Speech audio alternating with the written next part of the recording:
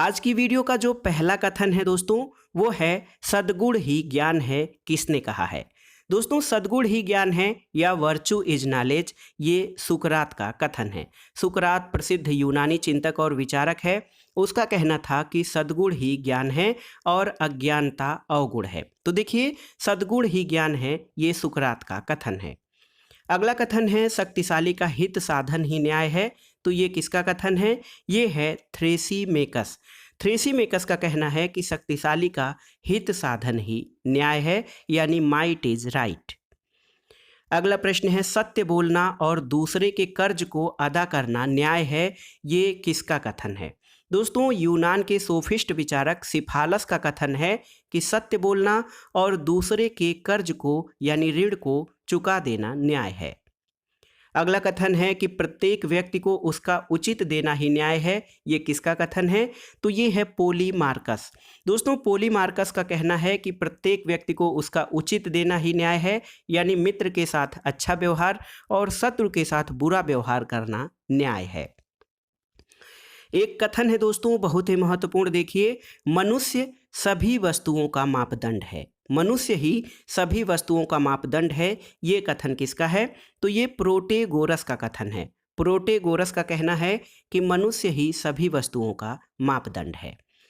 अगला कथन है कि इस विशाल संसार में केवल एक ही वस्तु मेरी है, वह मेरे अपने विचारों का स्वतंत्र चिंतन। तो ये डायोजेन्स का कथन है। देखिए, इस विशाल संसार में केवल एक ही वस्तु मेरी है, वह मेरे अपने विचारों का स्वतंत्र चिंतन। अगला देखिए, प्लेटो से है आत्मा के लिए संगीत और शरीर के लिए व्यायाम आवश्यक है। तो ये प्लेटो का कथन है। प्लेटो यूनान का आदर्शवादी विचारक है और उसका कहना है कि आत्मा के लिए संगीत और शरीर के लिए व्यायाम आवश्यक है। अगला स्टेटमेंट देखते हैं दोस्तों, प्रत्येक व्यक्ति द्वारा अपना विशिष्ट कार्य करना और दूसरे के कार्य में हस्तक्षेप न करना ही न्याय है। तो ये प्लेटो का कथन है। प्लेटो अपने न्याय सिद्धांत के विवेचन में कार्य विशेषीकरण के सिद्धांत को प्रस्तुत करता है। वो कहता है कि प्रत्येक व्यक्ति अपने निश्चित स्थान में अपने कार्यों को करे और दूसरे के कार्यों में हस्तक्षेप न करे, तभी न्याय की स्थापना हो सकती है। यानी प्रत्येक व्यक्ति द्वारा अपना विशिष्ट कार्य करना और दूसरे के कार्य में हस्तक्षेप न करना न्याय है। अगला कथन है न्याय मन की प्रवृत्ति है। तो ये प्लेटो का कथन है, न्याय मन की प्रवृत्ति है। अगला कथन दोस्तों, दार्शनिक राजा का विवेक जो है ये किसी विधि से ज़्यादा महत्वपूर्ण होता है। तो ये प्लेटो का कथन है।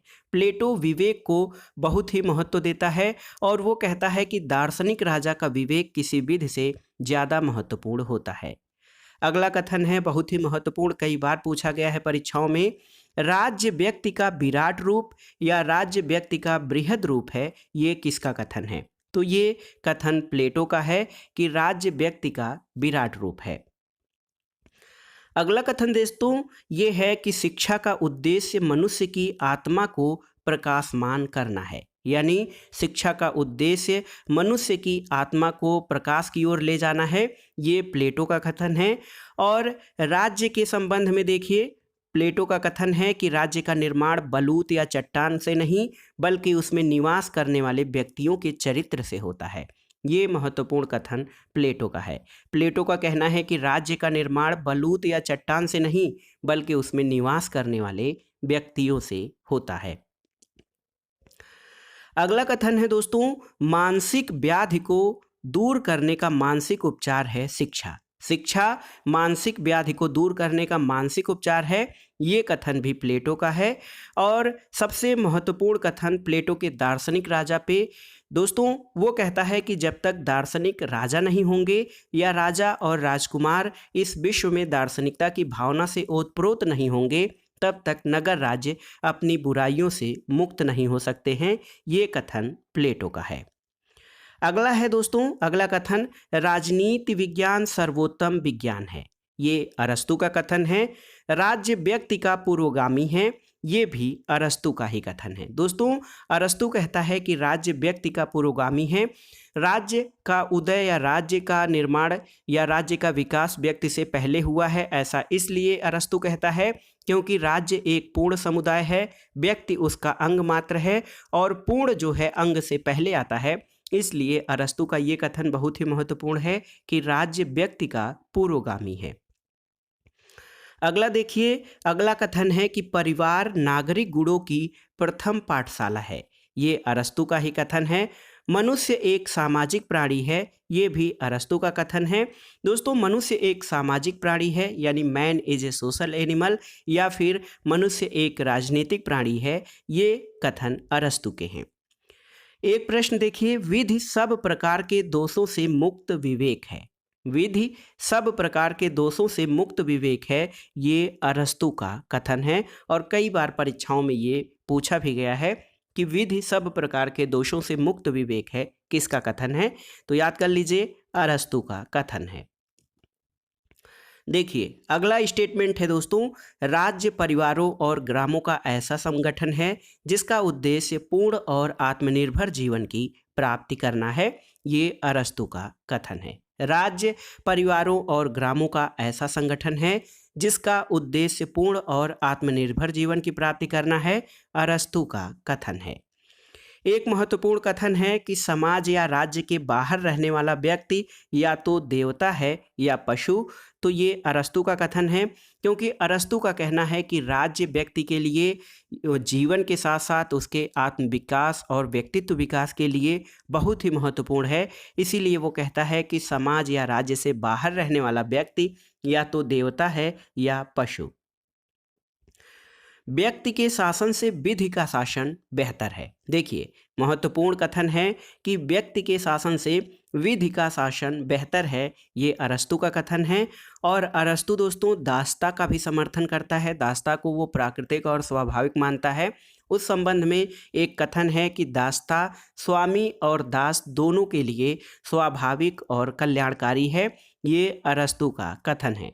अरस्तु दोस्तों इतना प्रगतिशील विचारक था, फिर भी वो यूनान के रीति रिवाज और परंपराओं से इस तरह बंधा हुआ था कि उसने दासता को प्राकृतिक और स्वाभाविक कहा था और ये कहा कि ये स्वामी और दास दोनों के लिए जो है लाभदायक है। तो दासता मालिक और दास दोनों के लिए स्वाभाविक और कल्याणकारी है, अरस्तु का कथन है। एक कथन है कि जिन राज्यों में न्याय नहीं रह जाता वे डाकुओं के झुंड मात्र कहे जाते हैं। तो सेंट ऑगस्टाइन का कथन है। सेंट ऑगस्टाइन मध्यकालीन विचारक हैं। न्याय की महत्ता को प्रदर्शित करता हुआ उनका ये कथन है कि जिन राज्यों में न्याय नहीं रह जाता वे डाकुओं के झुंड मात्र कहे जा सकते हैं। अगला देखिए, अगला कथन है कि राजा और ईश्वर में इतनी अधिक समानता है कि ये कहना उचित है कि राजा ही ईश्वर है। ये जेम्स प्रथम का कथन है। जेम्स प्रथम राज्य की उत्पत्ति के दैवीय सिद्धांत का समर्थन करते हुए कहता है कि राजा और ईश्वर में इतनी समानता है कि ये कहना उचित है कि राजा ही ईश्वर है। अगला कथन है, जहाँ राजा सद्गुणी है वहाँ कानून अनावश्यक हैं, यानी जहाँ राजा सद्गुणी है वहाँ कानूनों की ज़रूरत नहीं है, जहाँ राजा सद्गुणी नहीं है वहाँ कानून निरर्थक हैं। ये कथन किसका है? तो प्रसिद्ध दार्शनिक कन्फ्यूशियस का कथन है, जहाँ राजा सद्गुणी है वहाँ कानून अनावश्यक हैं और जहाँ राजा सद्गुणी नहीं है वहाँ कानूनों की कोई उपयोगिता या कोई अर्थ नहीं है, यानी कानून निरर्थक हैं। कन्फ्यूशियस का कथन है। अगला कथन, राजा को शेर के समान साहसी और लोमड़ी की तरह चालाक होना चाहिए। ये किसका कथन है? तो ये इटली के विचारक मैकियावेली का कथन है कि राजा को शेर के समान साहसी और लोमड़ी की तरह चालाक होना चाहिए। अगला कथन कई बार परीक्षाओं में पूछा गया है कि व्यक्ति अपने पिता की मृत्यु को भूल सकता है किंतु पैतृक संपत्ति की हानि को नहीं भूल सकता। ये मैकियावेली का ही कथन है। और देखिए, राज्य परिवारों और उनकी सामान्य संपत्ति का ऐसा समूह है जो सर्वोच्च शक्ति और विवेक के द्वारा शासित होता है। ये बोधा का कथन है। दोस्तों, जीन बोधा, जिसको कि संप्रभुता शब्द का या संप्रभुता का जनक भी कहा जाता है, वो कहता है कि राज्य परिवारों और उसकी सामान्य संपत्ति का ऐसा समूह है जो सर्वोच्च शक्ति और विवेक के द्वारा शासित होता है। अगला देखिए प्रभुसत्ता। देखिए प्रभुसत्ता नागरिकों और प्रजाजनों पर राज्य की वह सर्वोच्च शक्ति है जिस पर कानून का कोई बंधन नहीं होता। ये कथन किसका है? तो ये बोंदा का कथन है जो कहता है कि प्रभुसत्ता नागरिकों और प्रजाजनों पर राज्य की वह सर्वोच्च शक्ति है जिस पर कानून का कोई बंधन नहीं होता है। अगला कोटेशन है, किसने कहा है कि मैं और भय दोनों जुड़वा भाई हैं? तो हाब्स, थॉमस हाब्स का कथन है कि मैं और भय दोनों जुड़वा भाई हैं। अगला है दोस्तों, अगला कथन, प्राकृतिक अवस्था में मनुष्य का जीवन एकाकी, दीनहीन, घृणित, पाशविक और क्षणभंगुर था। ये किसका कथन है? तो ये थॉमस हाब्स का कथन है जो अपने प्राकृतिक अवस्था का चित्रण करते हुए कहता है कि प्राकृतिक अवस्था एक दूसरे के विरुद्ध युद्ध की अवस्था थी और इसमें मनुष्य का जीवन एकाकी, दीनहीन, घृणित, पाशविक और क्षणभंगुर था। अगला कथन देखते हैं दोस्तों, प्राकृतिक विधियां बुद्धिमत्ता की विधियां हैं। ये भी हाब्स का कथन है। और एक प्रश्न बार बार पूछा जाता है कि तलवार के बिना प्रसंविदाएं शब्द मात्र हैं। ये किसका कथन है? तो ये है हाब्स का कथन जो कहता है कि तलवार के बिना प्रसंविदाएं शब्द मात्र हैं। अगला कथन है दोस्तों, वास्तविक कानून उसका आदेश है जिसे दूसरों को आदेश देने का अधिकार होता है। ये किसका कथन है? तो ये हाब्स का कथन है जो कहता है कि वास्तविक कानून उसका आदेश है जिसे दूसरों को आदेश देने का अधिकार रहता है। अंततः प्रकृति का कानून उचित तर्क का आदेश है। ये किसका कथन है? तो ये कथन भी हाब्स का है। अंततः प्रकृति का कानून उचित तर्क का आदेश है। देखिए अगला है दोस्तों, प्राकृतिक अवस्था शांति, सद्भावना, पारस्परिक सहयोग और सुरक्षा की अवस्था थी। ये कथन किसका है? तो ये जॉन लॉक का कथन है जो हाब्स के प्राकृतिक अवस्था से पूर्णतया विपरीत विचार रखता है। जहां हाब्स प्राकृतिक अवस्था एक दूसरे को प्रत्येक के विरुद्ध युद्ध की अवस्था मानता है, वहीं लॉक का कहना है कि प्राकृतिक अवस्था शांति, सद्भावना, पारस्परिक सहयोग और सुरक्षा की अवस्था थी। जीवन, स्वतंत्रता और संपत्ति यानी लाइफ, लिबर्टी एंड प्रॉपर्टी के अधिकार को प्राकृतिक अधिकार किसने कहा है? तो दोस्तों जीवन, स्वतंत्रता और संपत्ति के अधिकार प्राकृतिक अधिकार हैं। ये लॉक का कथन है। और लॉक का ये भी मानना है कि व्यक्तियों ने प्राकृतिक अवस्था में या व्यक्तियों के पास प्राकृतिक अवस्था में उनके जीवन, स्वतंत्रता और संपत्ति के अधिकार उनके पास थे। अगला कथन है कि प्राकृतिक कानून नैतिकता के वे नियम हैं जो मनुष्य की अंतरात्मा पर अंकित होते हैं। देखिए प्राकृतिक कानून जो होते हैं या नेचुरल लॉ जो हैं वो नैतिकता के वे नियम हैं जो मनुष्य की अंतरात्मा पर अंकित होते हैं। लॉक का कथन है। और एक महत्वपूर्ण कथन, जहां कानून नहीं वहां कोई स्वतंत्रता नहीं। देखिए जहां कानून नहीं वहां कोई स्वतंत्रता नहीं, ये जॉन लॉक का ही कथन है। संपत्ति की रक्षा शासन का मुख्य कार्य है, जॉन लॉक का कहना है। दोस्तों जॉन लॉक जीवन, स्वतंत्रता और संपत्ति के प्राकृतिक अधिकारों की बात करता है और इन अधिकारों में वो जो प्रॉपर्टी या संपत्ति का अधिकार है उसको जीवन और स्वतंत्रता के अधिकारों पर उसको ऊपर रखता है और कहता है कि संपत्ति की रक्षा शासन या सरकार का मुख्य कार्य है। अगला कथन दोस्तों, प्राकृतिक कानून का अर्थ नैतिकता के वे नियम हैं जो मनुष्य की अंतरात्मा पर अंकित हैं। जॉन लॉक का कथन है। अगला कथन है, मनुष्य स्वतंत्र पैदा होता है परंतु सर्वत्र बेड़ियों में जकड़ा होता है। देखिए मनुष्य स्वतंत्र पैदा होता है लेकिन सर्वत्र बंधनों में जकड़ा हुआ है। ये रूसो का कथन है। प्रकृति की ओर लौटो यानी बैक टू द नेचर, ये रूसो का कथन है। रूसो कहता है कि प्राकृतिक अवस्था जो थी वो मनुष्यों के समान आत्मनिर्भरता और संतुष्टि की अवस्था थी। प्रत्येक व्यक्ति उसमें स्वतंत्र था और एक दूसरे के साथ सहयोगपूर्ण जीवन व्यतीत करता था। तो रूसो का कहना है कि प्रकृति की ओर लौटो और उसका ही कथन है कि मनुष्य स्वतंत्र पैदा हुआ है परंतु सर्वत्र जंजीरों में जकड़ा हुआ है। अगला कथन देखते हैं, प्राकृतिक अवस्था में मनुष्य समान, आत्मनिर्भर और संतुष्ट था। ये कथन रूसो का है। प्राकृतिक अवस्था में सभी व्यक्ति समान थे, आत्मनिर्भर थे और संतुष्ट थे, रूसो का कथन है। देखिए दोस्तों, एक कथन आता है कि व्यक्ति राज्य में उतना ही स्वतंत्र है जितना प्राकृतिक अवस्था में था। तो ये रूसो का कथन है जो कहता है कि व्यक्ति राज्य में उतना ही स्वतंत्र है जितना प्राकृतिक अवस्था में था। अगला कथन देखते हैं, जो सामान्य हित का अनुपालन नहीं करता है उसे स्वतंत्र होने के लिए विवश किया जाएगा, या फिर जो सामान्य हित का अनुपालन नहीं करता है उसे स्वतंत्र होने के लिए बाध्य किया जाएगा। ये रूसो का ही कथन है। कला और विज्ञान के विकास ने मानव को खराब कर दिया है, या फिर कला और विज्ञान के विकास ने मानव को पतित कर दिया है, ये कथन रूसो का है। रूसो ने कहा है कि जिस तरह से जैसे जैसे कला और विज्ञान का विकास हुआ, मनुष्य की नैतिकता और उसके अंदर का सदाचार गायब हो गया और वह नैतिक रूप से पतित हो गया। तो कथन है, कला और विज्ञान के विकास ने मानव को खराब कर दिया है, रूसो का ही कथन है।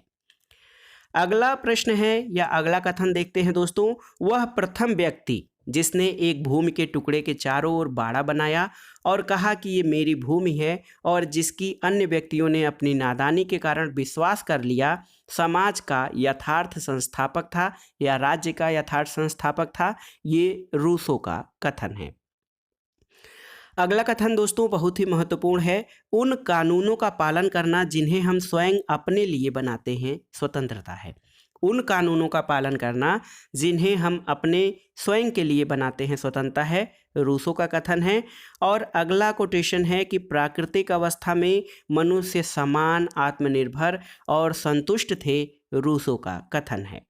देखिए दोस्तों, रूसो जो है अपने राज्य की उदय की बात करता है, जब राज्य या समझौता सिद्धांत की बात करता है अपनी पुस्तक सोशल कॉन्ट्रैक्ट में, तो वो सामान्य हित या जनरल विल की, सामान्य इच्छा या जनरल विल की बात करता है। तो वहाँ पे एक कथन आता है कि प्रत्येक व्यक्ति सबके हाथों में अपने आप को समर्पित करते हुए किसी के भी हाथों में समर्पित नहीं होता। तो ये रूसो का कथन है। देखिए, प्रत्येक व्यक्ति सबके हाथों में अपने आप को समर्पित करते हुए भी किसी के भी हाथों में समर्पित नहीं होता, रूसो का कथन है। और देखिए एक महत्वपूर्ण कथन और है कि राज्य की सदस्यता के बिना व्यक्ति के लिए नैतिक जीवन असंभव है, रूसो का कथन है। सरकार राज्य का जीवित औजार है, रूसो का कहना है। और दोस्तों अगला कथन है कि प्रकृति ने मानव जाति को सुख और दुख नामक दो स्वामियों के अधीन रखा है, या प्रकृति ने मानव जाति को सुख और दुख नामक दो स्वामियों के शासन में रखा है, जेरेमी बेंथम का कथन है। जेरेमी बेंथम उपयोगितावादी विचारक हैं और उन्होंने सभी चीज़ों में अधिकतम संख्या का अधिकतम सुख इस सिद्धांत पर बल दिया, और वो कहते हैं कि प्रकृति ने मानव जाति को सुख और दुख नामक दो स्वामियों के शासन में रखा है। अगला कथन है दोस्तों, प्रत्येक व्यक्ति को एक गिना जाए, कोई भी एक से अधिक न गिना जाए, ये बेंथम का कथन है। बेंथम सभी लोगों को राजनीतिक तौर पर एक मानते हैं, यानी समान मानते हैं, इसीलिए वो कहते हैं कि प्रत्येक व्यक्ति को एक गिना जाए, कोई भी एक से अधिक न गिना जाए, बेंथम का कथन है।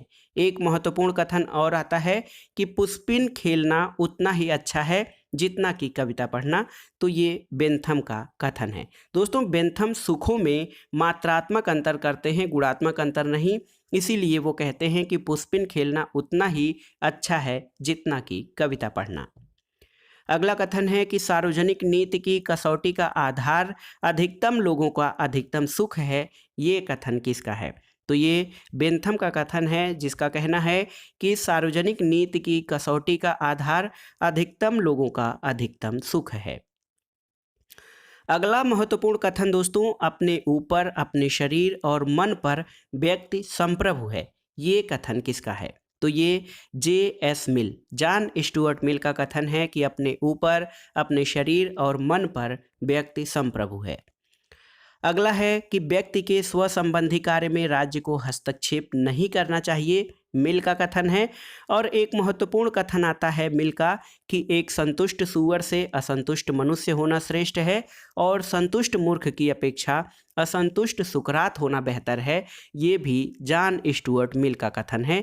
जॉन स्टुअर्ट मिल बेंथम द्वारा प्रतिपादित उपयोगितावाद में सुधार करता है या फिर संशोधन करता है, और वो कहता है कि सुखों में केवल मात्रा का अंतर ही नहीं बल्कि गुणों का अंतर भी होता है।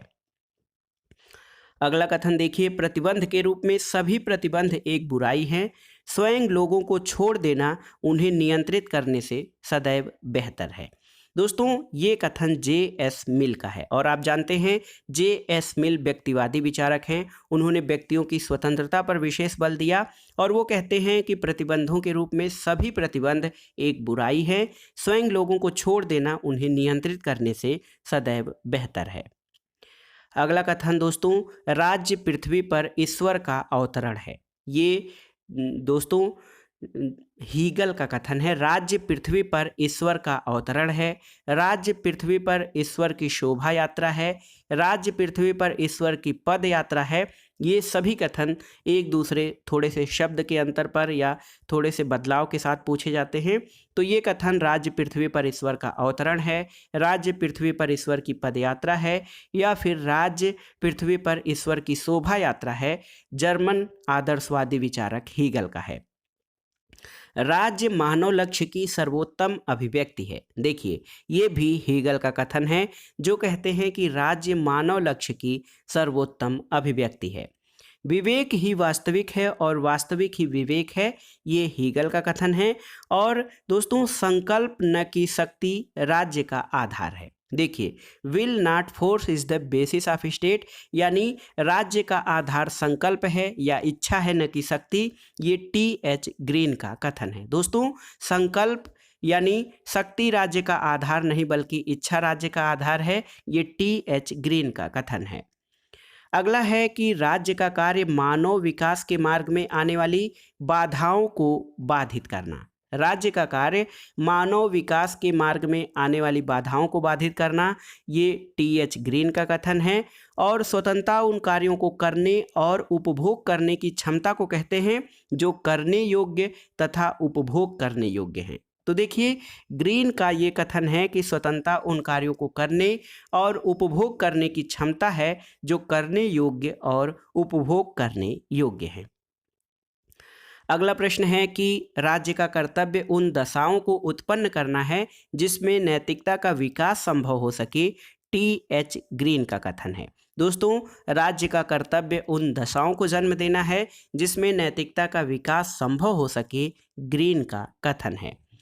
अगला कथन है कि अधिकार मनुष्य के आंतरिक विकास की बाह्य अवस्थाएं हैं। देखिए, टी.एच. ग्रीन का कहना है कि अधिकार मनुष्य के आंतरिक विकास की बाह्य अवस्थाएं हैं। एक महत्वपूर्ण कथन बार बार परीक्षाओं में पूछा जाता है कि मानवीय चेतना स्वतंत्रता चाहती है, स्वतंत्रता में अधिकार निहित है और अधिकार राज्य की मांग करते हैं। तो उत्तर है दोस्तों, ये कथन बार्कर का है, अर्नेस्ट बार्कर का कथन है। और ग्रीन के विचारों को या ग्रीन के विचारों को व्याख्यायित करने के लिए या ग्रीन के विचारों को संश्लेषित रूप में प्रस्तुत करने के लिए बार्कर का कहना है कि मानवीय चेतना स्वतंत्रता चाहती है, स्वतंत्रता में अधिकार निहित हैं और अधिकार राज्य की मांग करते हैं। अगला कथन दोस्तों, दार्शनिकों ने अब तक संसार की व्याख्या की है लेकिन महत्वपूर्ण कार्य इसे बदलना है। तो ये मार्क्स का कथन है, कार्ल मार्क्स का कथन है। उसने ये कथन स्वप्नलोकीय समाजवादियों पर टिप्पणी करते हुए कहा था कि अब तक दार्शनिकों ने विश्व की व्याख्या की है लेकिन महत्वपूर्ण कार्य इसे बदलना है। देखिए, राज्य धनी वर्ग द्वारा गरीब वर्ग के उत्पीड़न का यंत्र है, राज्य धनी वर्ग द्वारा गरीब वर्ग के शोषण का यंत्र है। तो ये मार्क्स का कथन है। दोस्तों, मार्क्स का कहना है कि राज्य धनी वर्ग द्वारा गरीब वर्ग के उत्पीड़न का यंत्र है। एक महत्वपूर्ण कथन, मैंने हीगल के दर्शन को सिर के बल खड़ा पाया और उसे पैरों के बल खड़ा कर दिया, ये मार्क्स का कथन है। दोस्तों, हीगल जहां आदर्श या चेतना को महत्वपूर्ण मानता है, सभी वस्तुओं या प्रकृति में परिवर्तन के लिए चेतना विवेक को जो है प्रमुखता देता है, वहीं मार्क्स जो है भौतिकता या भौतिक परिस्थितियों को विकास का या परिवर्तन का मुख्य वाहक और साधन मानता है। इसलिए वो कहता है कि मैंने हीगल के दर्शन को सिर के बल खड़ा पाया और उसे पैरों के बल खड़ा कर दिया। अगला कथन है कि अब तक के समाज का इतिहास वर्ग संघर्ष का इतिहास रहा है, ये मार्क्स का कथन है। दुनिया के मजदूरों एक हो जाओ, तुम्हारे पास बेड़ियों के अतिरिक्त खोने के लिए कुछ नहीं है और पाने के लिए सारा संसार है। कार्ल मार्क्स का कथन है। मनुष्य की चेतना उनके सामाजिक स्तर को निर्धारित नहीं करती, बल्कि उनका सामाजिक स्तर उनकी चेतना को निर्धारित करता है। कार्ल मार्क्स का कथन है। अगला देखिए दोस्तों, अतिरिक्त मूल्य उन दो मूल्यों का अंतर है जिसे एक श्रमिक पैदा करता है और जिसे वह वास्तव में पाता है। कार्ल मार्क्स का कहना है। कार्ल मार्क्स ने अपने अतिरिक्त मूल्य के सिद्धांत में ये कहा है कि पूंजीपति जो होता है वो श्रमिकों द्वारा किए गए श्रम के मूल्य को उनको देता नहीं है, केवल जीवन यापन के लिए देता है, और उनके हिस्से का या श्रमिकों के परिश्रम का जो फल होता है वो अकेले ही हड़प जाता है। इसी आधार पर मार्क्स कहता है कि अतिरिक्त मूल्य उन दो मूल्यों का अंतर है जिसे एक श्रमिक पैदा करता है और जिसे वास्तव में पाता है। अगला प्रश्न है या अगला कथन है, किसी युग के संपूर्ण सामाजिक जीवन का निश्चय आर्थिक परिस्थितियां करती हैं। किसी युग के संपूर्ण सामाजिक जीवन का निश्चय आर्थिक परिस्थितियां या भौतिक परिस्थितियां करती हैं। ये कार्ल मार्क्स का कथन है। धर्म जनता की अफीम है जो व्यक्ति को पतन के गर्त में ले जाती है और उसे निकम्मा बना देती है। ये मार्क्स का कथन है। धर्म जनता की अफीम है जो व्यक्ति को निकम्मा बना देती है और उसे पतन के गर्त में ले जाती है। कार्ल मार्क्स का कथन है। अगला है दोस्तों, राज्य अंततः मुरझा जाएगा। ये मार्क्स के सहयोगी एंजेल्स या फिर एंगेल्स का कथन है कि राज्य अंततः मुरझा जाएगा।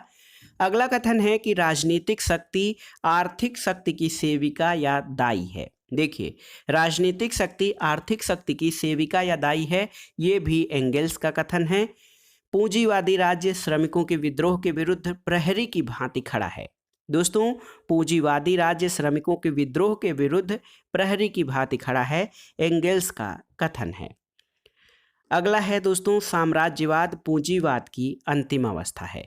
दोस्तों, साम्राज्यवाद पूंजीवाद की अंतिम अवस्था या अंतिम चरण है, ये लेनिन का कथन है। और अगला है कि राज्य धनवान वर्ग के हाथों की कठपुतली है, वह सर्वहित या जन कल्याण का साधन नहीं हो सकता है। V.I. लेनिन का कहना है। लेनिन का ये कथन है कि राज्य धनवान वर्ग के हाथ की कठपुतली है, वह सर्वहित या जन कल्याण का साधन नहीं हो सकता। अगला है कि राज्य जनसंख्या के अधिकांश भाग पर शासन करने वाले पूंजीपतियों के हाथों में शोषण का साधन है। लेनिन का कथन है। अगला देखिए दोस्तों, लेनिनवाद साम्राज्यवाद के युग का और श्रमजीवी क्रांति का मार्क्सवाद है। ये कथन किसका है? तो ये स्टालिन का कथन है, जो कहता है कि लेनिनवाद साम्राज्यवाद के युग का और श्रमजीवी क्रांति का मार्क्सवाद है। अगला कथन देखते हैं, एक दल की तानाशाही मजदूर वर्ग की तानाशाही नहीं, बल्कि मजदूर वर्ग पर तानाशाही है। ये ट्राटस्की का कथन है। ट्राटस्की का कहना है कि एक दल की तानाशाही मजदूर वर्ग की तानाशाही नहीं, बल्कि मजदूर वर्ग पर तानाशाही है। अगला है कि राज्य पारस्परिक भरोसे के लिए एक ज्वाइंट स्टॉक कंपनी है। राज्य को पारस्परिक भरोसे के लिए ज्वाइंट स्टॉक कंपनी स्पेंसर ने माना है। अगला है दोस्तों, अगला कथन कि चूंकि समाज का स्वरूप संघात्मक है, इसलिए सत्ता भी संघात्मक होनी चाहिए। ये H.J. लास्की का कथन है। ये एक दोस्तों बहुलवादी विचारक हैं और इसी आधार पर वो कहते हैं कि समाज का स्वरूप संघात्मक है, इसलिए सत्ता भी संघात्मक होनी चाहिए। अधिकारों के संबंध में एक कथन आता है। देखिए, अधिकार सामाजिक जीवन की वे परिस्थितियां हैं जिनके बिना कोई मनुष्य अपना पूर्ण विकास नहीं कर सकता है। ये लास्की का कथन है।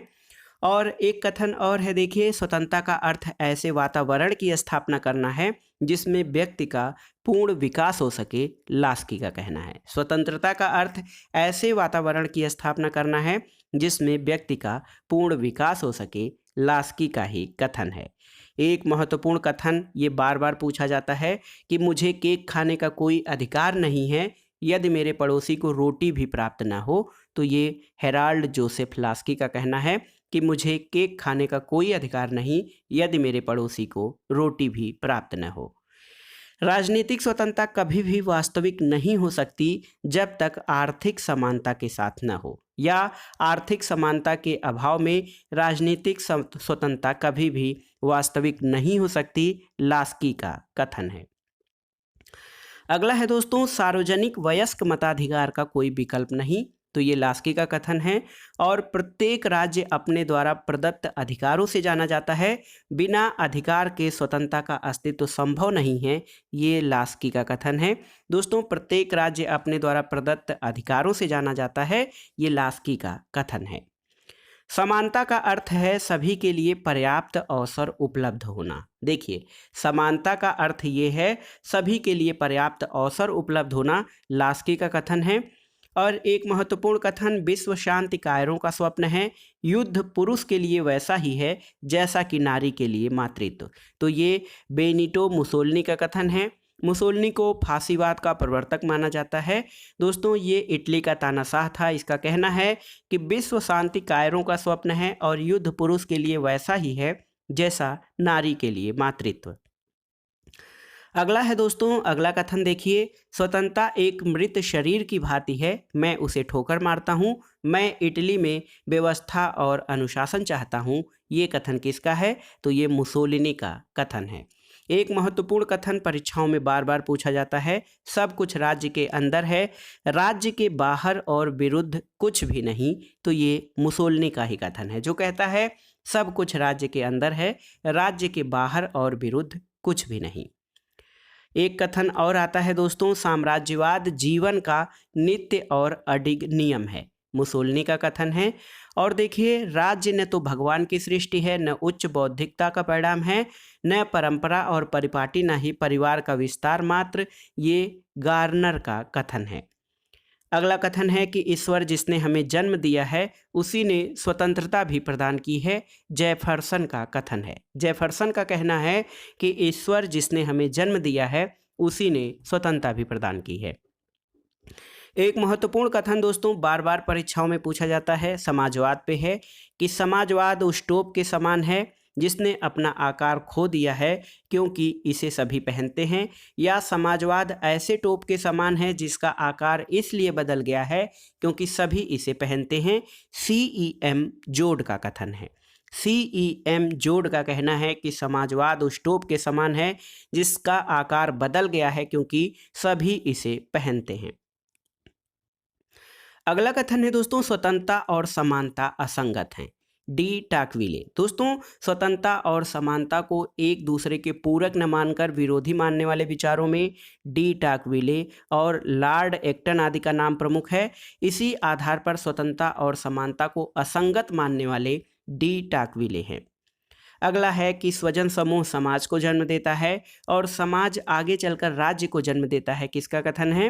तो दोस्तों, ये मैकाइवर का कथन है। मैकाइवर का कहना है कि स्वजन समूह समाज को जन्म देता है और समाज आगे चलकर राज्य को जन्म देता है।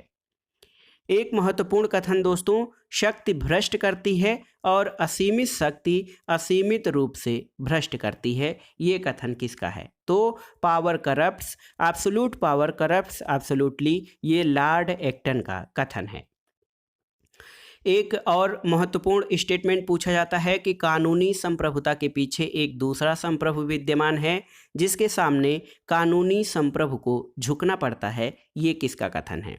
तो मशहूर या प्रसिद्ध कानूनविद A.V. डायसी का कहना है कि कानूनी संप्रभुता के पीछे एक दूसरा संप्रभु विद्यमान होता है जिसके सामने कानूनी संप्रभु को झुकना पड़ता है।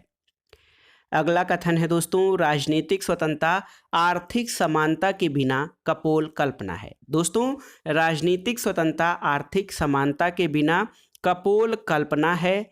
दोस्तों, ये प्रश्न कई तरह से आता है कि राजनीतिक स्वतंत्रता आर्थिक समानता के बिना कपोल कल्पना है, राजनीतिक स्वतंत्रता आर्थिक समानता के बिना मिथक है, या राजनीतिक स्वतंत्रता आर्थिक समानता के बिना कल्पना है। तो GDH कोल का कथन है। GDH कोल का कथन है कि राजनीतिक स्वतंत्रता आर्थिक समानता के बिना कपोल कल्पना या फिर मिथक है। और दोस्तों लास्की का भी कथन इसी से संबंधित है, जहां पर वास्तविक शब्द आए। देखिए, राजनीतिक स्वतंत्रता आर्थिक समानता के बिना वास्तविक नहीं है, या राजनीतिक स्वतंत्रता आर्थिक समानता के बिना वास्तविक नहीं हो सकती, ये कथन लास्की का होगा। लेकिन यदि कपोल कल्पना, कल्पना या मिथक शब्द आते हैं तो ये GDH कोल का कथन होगा। अगला कथन है कि पूर्णतया शुद्ध तथा प्रजातांत्रिक प्रतिनिधित्व केवल व्यवसायिक प्रतिनिधित्व होता है। ये GDH कोल का कथन है, जो कि व्यवसायिक प्रतिनिधित्व को श्रेष्ठ मानते हैं। अगला है कि सार्वभौमिक वयस्क मताधिकार वास्तव में सार्वभौमिक नहीं है। ये कथन किसका है? तो गिलक्राइस्ट का कथन है। गिलक्रिस्ट का मानना है दोस्तों कि सार्वभौमिक वयस्क मताधिकार वास्तव में सार्वभौमिक नहीं है। अगला कथन और राजनीति विचारकों के या राजनीति विज्ञान के महत्वपूर्ण कथनों का जो लास्ट स्टेटमेंट है वो है कि स्वतंत्रता प्रतिबंधों का अभाव नहीं, वरन अनुचित प्रतिबंधों के स्थान पर उचित प्रतिबंधों की व्यवस्था है। स्वतंत्रता प्रतिबंधों का अभाव नहीं, बल्कि अनुचित प्रतिबंधों के स्थान पर उचित प्रतिबंधों की व्यवस्था है। ये मैकेंजी का कथन है। तो दोस्तों ये था आज का वीडियो। राजनीति विज्ञान अथवा नागरिक शास्त्र से आयोजित विभिन्न परीक्षाओं के लिए ये वीडियो बहुत ही महत्वपूर्ण है, क्योंकि सभी परीक्षाओं में प्रमुख राजनीतिक विचारक और उनके द्वारा प्रमुख कथनों से प्रश्न अवश्य ही पूछे जाते हैं। दोस्तों ये वीडियो आगामी परीक्षाओं जैसे TGT, PGT परीक्षा, नागरिक शास्त्र, गवर्नमेंट इंटर कॉलेज प्रवक्ता परीक्षा, गवर्नमेंट डिग्री कॉलेज, उच्चतर शिक्षा असिस्टेंट प्रोफेसर, LT ग्रेड और केंद्रीय विद्यालय संगठन तथा नेट JRF राजनीति विज्ञान के लिए बहुत ही उपयोगी है। आप इन प्रश्नों को तैयार कर लीजिए। वीडियो का दोस्तों ये जो वीडियो है, जो मटेरियल है, इसका PDF भी आप डाउनलोड कर सकते हैं। लिंक मैं डिस्क्रिप्शन बॉक्स में डाल दूंगा। वीडियो आपको कैसा लगा हमें कमेंट बॉक्स में ज़रूर बताइएगा। वीडियो को लाइक करें, शेयर करें और इस चैनल मार्गदर्शन फॉर सिविल सर्विसेज को सब्सक्राइब करें। वीडियो देखने के लिए धन्यवाद दोस्तों। नमस्कार।